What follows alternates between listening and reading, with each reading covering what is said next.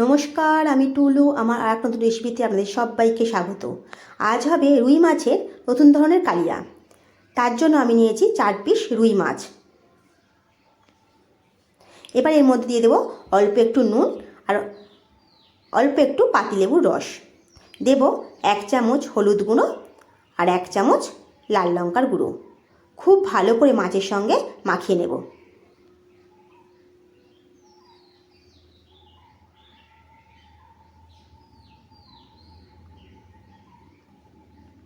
এবারে গ্যাসে একটা কড়া বসিয়ে নেব। দিয়ে দেব 2 চামচ সর্ষের তেল।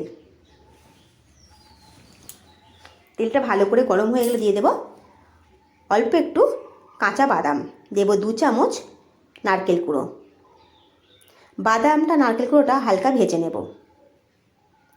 এটা হালকা ভাজা হয়ে গেলে দিয়ে দেব একটা কেটে রাখা পেঁয়াজ।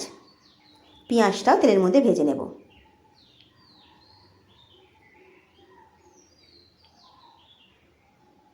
পেঁয়াজটা হালকা ভাজা ভাজা হয়ে গেলে দিয়ে দেব 1 গাঁট আদা টুকরো টুকরো করে কেটে রেখেছিলাম, সেটা দিয়ে দেব। দিয়ে মশলাটাকে খুব ভালো করে ভেজে নেব। মশলাটা খুব ভালো করে ভাজা হয়ে গেছে। এবারে দিয়ে দেব অল্প একটু ধনেপাতা কোচানো। খুব ভালো করে মিশিয়ে নেব মশলার সঙ্গে।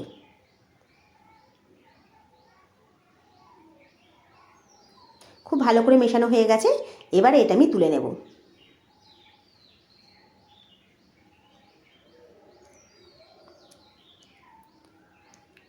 এটা তুলে ঠান্ডা করে আমি বেটে নেব। আমি শিলে বাটছি, আপনারা মিক্সারে বাটতে পারেন।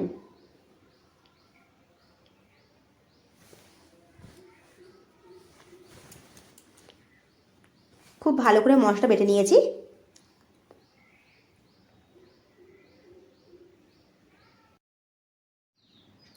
এবারে ওই একই কড়াতে দিয়ে দেব আর একটু সর্ষের তেল। তেলটা খুব ভালো করে গরম হয়ে গেলে মাছগুলো তেলের মধ্যে দিয়ে ভেজে নেব।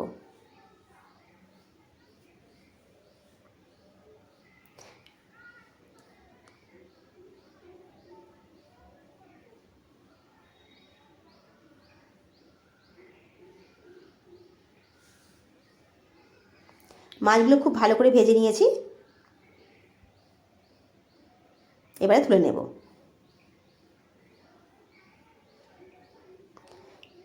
দেখুন সব মাছগুলো ভাজা হয়ে গেছে। এবারে ওই একই তেলে দিয়ে দেব একটা তেজপাতা।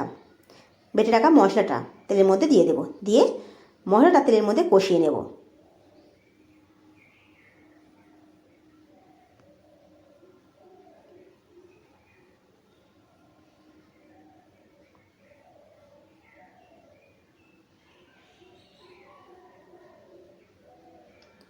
এবারে দিয়ে দেব 1/2 চামচ হলুদ গুঁড়ো, 1 চামচ লাল লঙ্কার গুঁড়ো। অল্প একটু জল দিয়ে মশলাটা আবারও কষিয়ে নেব।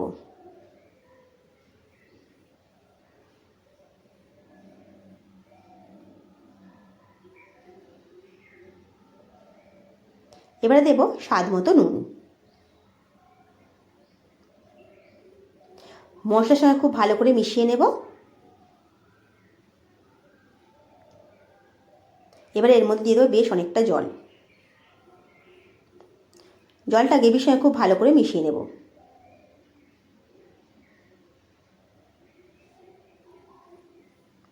গ্রেভিটা খুব ভালো করে ফুটে গেলে মাছগুলো এই গ্রেভির মধ্যে দিয়ে দেব।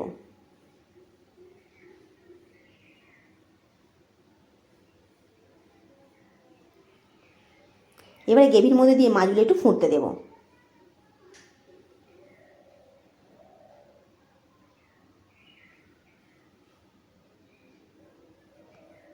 ওপর থেকে দিয়ে দেবো 2টো চেরা কাঁচা লঙ্কা। দেখুন মাছের কালিয়াটা আমার হয়ে গেছে। এবার এটা আমি নামিয়ে নেব। এই রকমভাবে আপনারা অবশ্যই বাড়িতে বানিয়ে দেখুন। ভালো লাগলে কমেন্ট করে জানাবেন। যদি আমার রেসিপিগুলো ভালো লেগে থাকে একটা লাইক করে দেবেন। আজ আসি।